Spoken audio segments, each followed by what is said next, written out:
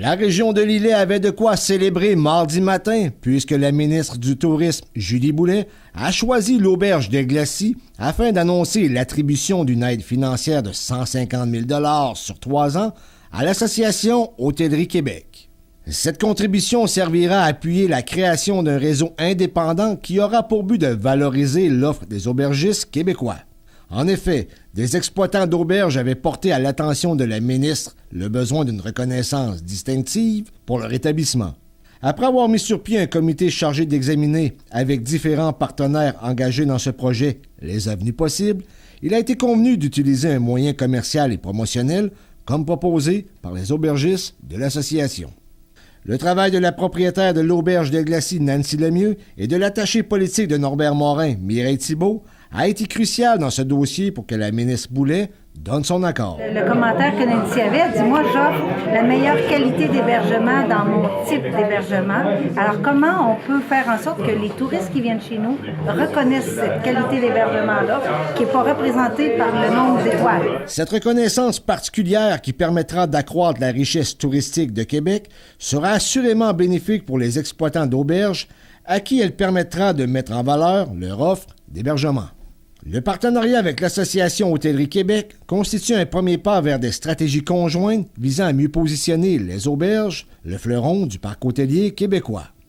Il va de soi que toutes ces actions assureront notamment leur pérennité et, qui sait, valoriseront cette vocation auprès de la relève. On en est venu à cette entente-là qui est magnifique parce que les auberges du Québec, c'est le fleuron du parc hôtelier. Par la suite, la ministre s'est déplacée au Musée maritime du Québec où elle y a dévoilé une aide financière de 391 000 $ afin de renouveler les aires extérieures de l'endroit, un projet d'investissement évalué à 1,2 million dans le cadre du programme de soutien aux stratégies de développement touristique connu sous l'appellation de Saint-Laurent touristique.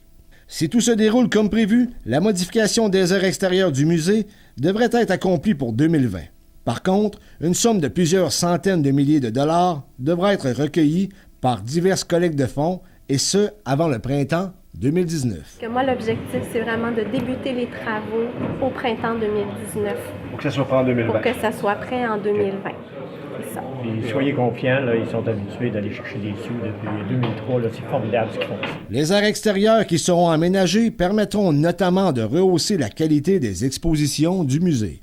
En somme, le projet vise à revoir l'expérience du visiteur de manière à intégrer le parc, les bateaux-musées, les œuvres d'art, ainsi que les artefacts extérieurs dans un tout cohérent avec le paysage fluvial.